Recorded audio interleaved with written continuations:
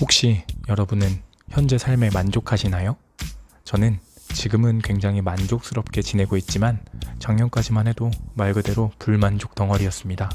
문제는 그 당시에 삶이 싫고 바꿔보고 싶은 마음이 있으면서도 막상 변화를 만드는 게 쉽지 않더라고요. 그때 이 책을 만났다면 조금 더 체계적으로 시행착오를 줄이며 좋은 방향으로 변화할 수 있지 않았을까 하는 생각이 들었습니다. 나비 효과 아시죠?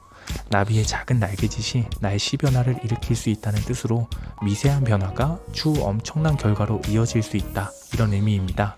당신의 삶이 만족스럽지 않고 변화하고 싶다면 당신이 하는 작은 행동을 변화시키는 게 우선되어야 합니다. 그런 변화를 체계적으로 도와줄 오늘의 책 레더입니다. 레더는 우리말로는 사다리, 단계라는 뜻입니다. 오늘 영상을 끝까지 보시면 당신이 시도한 수많은 변화들이 왜 무용지물이 될 수밖에 없었는지, 대체 어떻게 변화를 만들어낼 수 있는지 알게 되실 겁니다. 당신의 더 나은 삶을 위해 핵심만 짚어드립니다. 지루한 일상을 설레는 일상으로 바꾸고 싶은 분들 구독과 좋아요.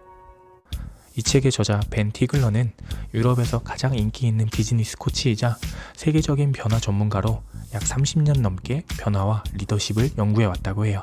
그 과정에서 변화를 성공적으로 이끄는 학습 모델, 변화의 사다리, 즉 레더를 개발하게 된 거죠.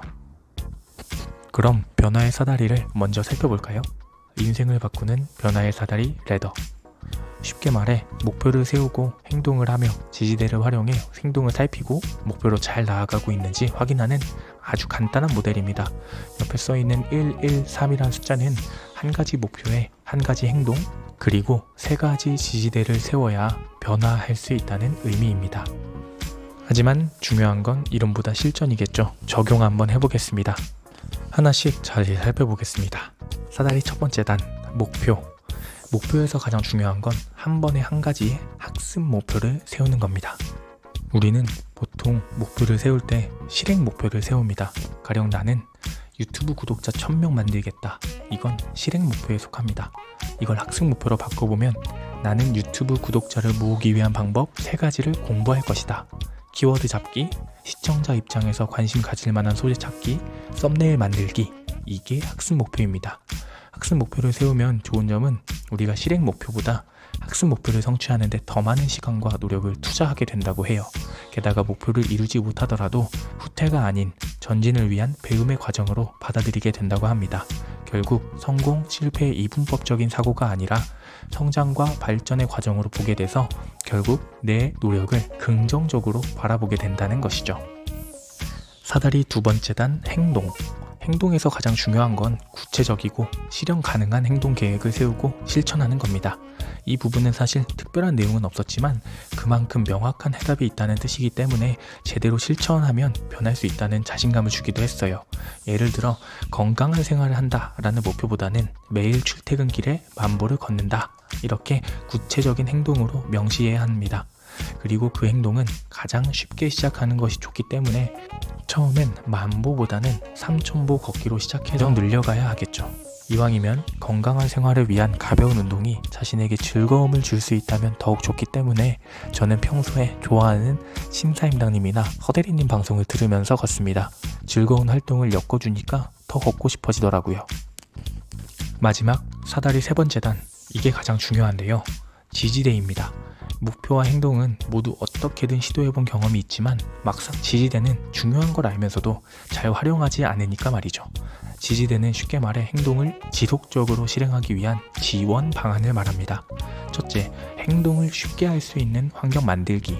예를 들어 사탕을 덜 먹으려면 집에 사탕이나 과자를 두지 말아야 합니다. 살 뺀다고 해놓고 매일 과자 먹고 있는 저를 돌아보게 하네요. 두 번째, 추진력을 높이지 말고 저항력을 줄이기. 쉽게 말해 유튜브를 도전해보고 싶으면 유튜브에 대해서 공부하는 것도 물론 중요하지만 산더미같이 쌓인 할 일을 줄이는 게 더 효과적이라는 겁니다. 세 번째, 문제 상황에 어떻게 대처할지 준비하기. 우리는 스트레스 상황에 항상 마주칠 수 있기 때문에 어떻게 대처해야 할지 미리 생각해 놓아야 합니다. 그때 가서 생각해보겠다, 이런 핑계는 아무 도움이 되지 않습니다. 네 번째, 자기 감시하기. 행동을 한 후에는 자신이 실제로 한 행동, 즉 인풋과 투자한 노력을 중심으로 기록해야 합니다. 나는 오늘 내가 계획했던 일을 실행했는가? 이거에 대한 답을 적어보는 거죠. 그럼 이 변화의 사다리 모델로 세운 제 계획을 한번 소개해 보겠습니다. 여러분도 한번 살펴보시고 자신만의 계획을 세워보세요. 자, 시작합니다. 첫 번째, 학습 목표. 나는 책을 쓰기 위해 글쓰기 근육을 키우겠다. 내가 잘 쓸 수 있는 글쓰기 주제를 3가지 찾고 직접 글 쓰는 연습을 매일매일 하겠다.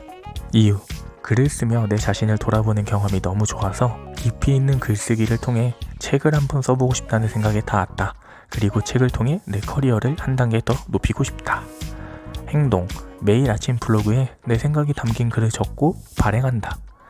지지대, 매일 아침 시간을 확보하기 위해 정해진 시간에 꼭 잠을 잔다.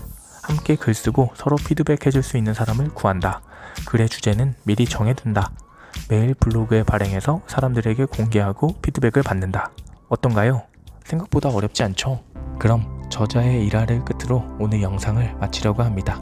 20초의 용기. 우리는 맷 데이먼이 출연한 영화 우리는 동물원을 샀다를 봤었다. 영화에서 맷 데이먼은 동물원을 사면서 아들에게 이렇게 말했다.